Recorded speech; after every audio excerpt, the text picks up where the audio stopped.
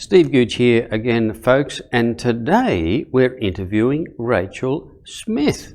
She is married to Stephen. They come to church in the morning and in the evening, and Rachel is very involved with our music ministry, which is terrific. Now, Rachel is a doctor and been working at the Nepean Hospital for the last 3 years approximately, and we thought we'd ask her what it's like working there and how she's coping. So over to you, Rachel. Thank you for coming in. So Rachel, you're a doctor working at the local hospital here. How long have you been there for? So I've been at Nepean for the last 3 years, so this is my 3rd year there.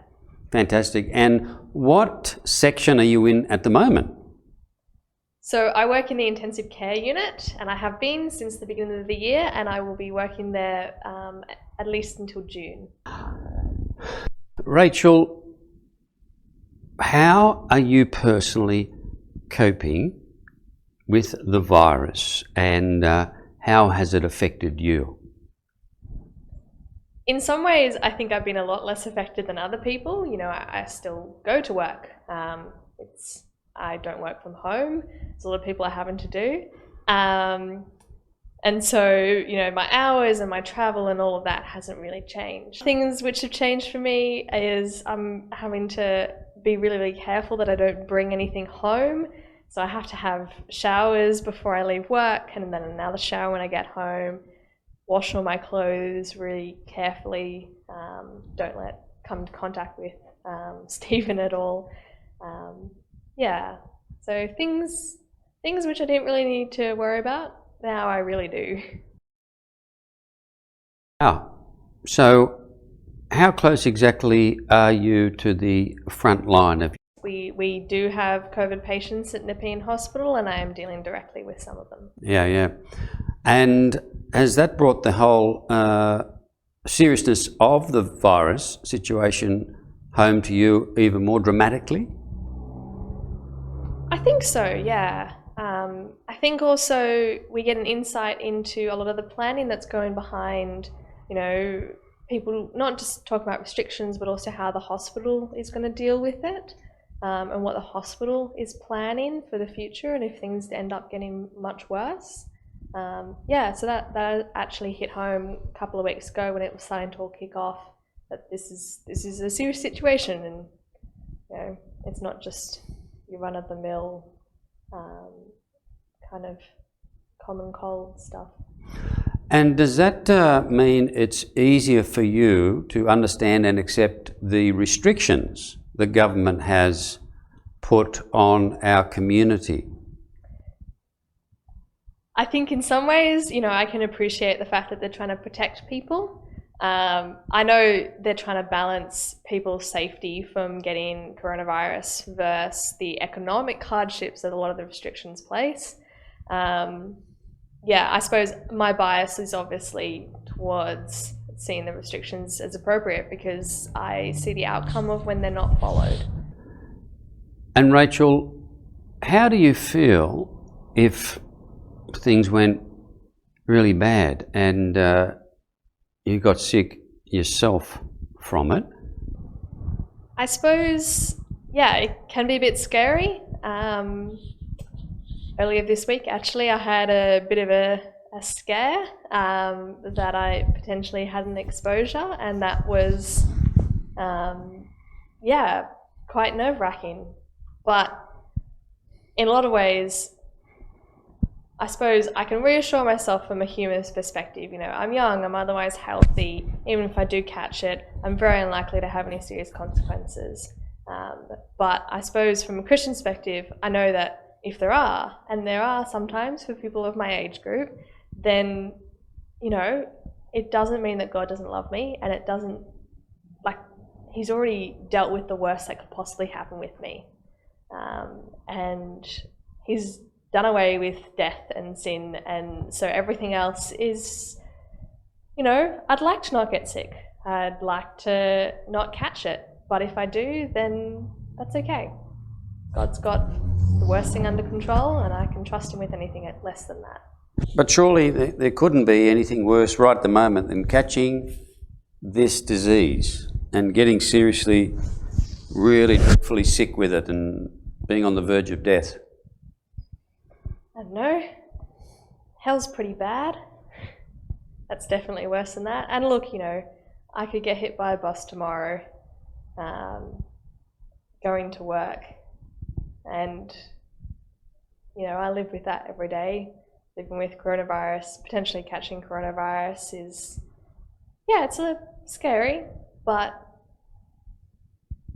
it's just one of those things that is one of the risks you have to deal with these days. Do you feel that you're brave and that the doctors, frontline doctors, are particularly brave to be facing this and dealing with it? To be honest, I actually think that we're pretty anxious. I think that we cover it up really well. We're great at using humour, particularly to deflect our anxiety, and making jokes about serious situations. So if you've seen any of the COVID memes, they're mostly written by doctors and nurses, or at least they're appreciated by them. But yeah, I actually think that, you know, I've spoken with them more seriously, and some of them are really, really scared. Some of them because they've got health issues, some of them because they've got family members with health issues, and some of them just because this is something that, you know, may actually affect them. It's not out in the distant, a patient that they don't know, and are just there as part of their job to look after, but this is something that actually could cause them suffering. Yeah. And therefore, we should be praying for the doctors and nurses and medical staff. What sorts of things should we be praying for, apart from not catching themselves? So I think being calm, for both for the benefit of the patients that they're working with, and also their colleagues. I think, yeah, so obviously, you know, making sure they take all the proper safety precautions, making sure they're doing that, making sure their colleagues are safe. You know, we always are checking each other's protective equipment, and that's, you know, something that you can just skip over, and, you know, having that kind of particularness to do that properly. But I think, you know, in all of this, having that sort of sense of mortality hit home, many of them sometimes for the first time, I suppose we can be praying that they actually start thinking seriously about God and about, you know, death and about what happens, and that can be something that, yeah, maybe turns them towards God. Great. And do you ever get the chance to talk to your colleagues about bigger issues, especially since the coming of the virus? So this Easter, I think I've had more conversations about Jesus than I have in like the previous 2 years that I've been working at Nepean Hospital. And actual conversations about how he died and he rose again. And yes, he was dead for 3 days. And yeah, I don't know if it's because of coronavirus, but certainly God has been good in that. And Rachel, what about the whole question of prayer? How has this virus affected your prayer life? Or firstly, perhaps, what is your practice when it comes to prayer?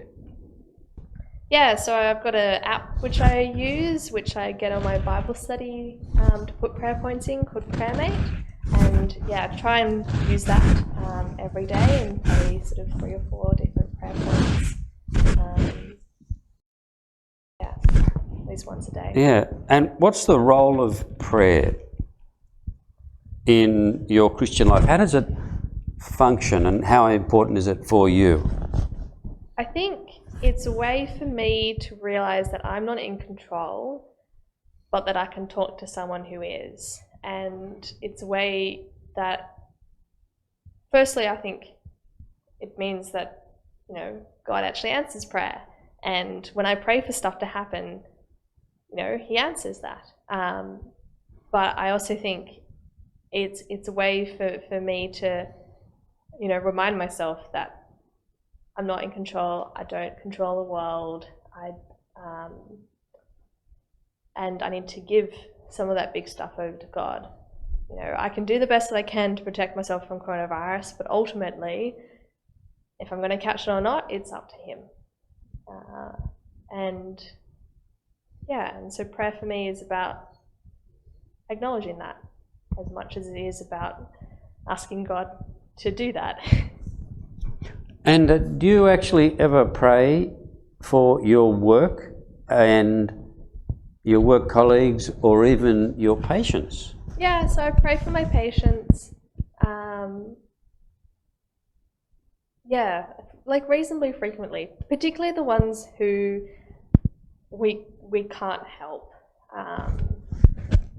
Sometimes because we're just exhausted the amount of treatments that we can give them, sometimes because you know, they've got incurable problems that we just can't fix.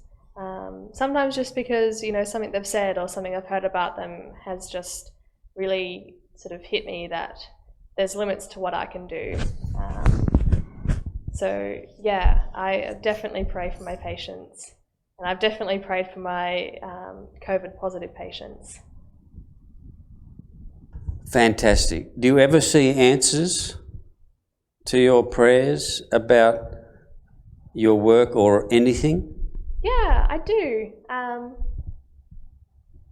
You know, I've seen people get better when they're unexpected, and you know, particularly because we're still learning so much about the progress of people who have coronavirus and other diseases. I've seen people get better, and it's been miracles. Rachel, that's terrific. Look, perhaps a final question. Is there any way at all that we can support you and the medical staff down there at Nepean Hospital? So I think firstly, you can be praying for me and praying for the other staff, particularly the Christian staff, that we can be, we can be sharing the gospel in this time with our colleagues, that we can be keeping faith in God and trusting in him.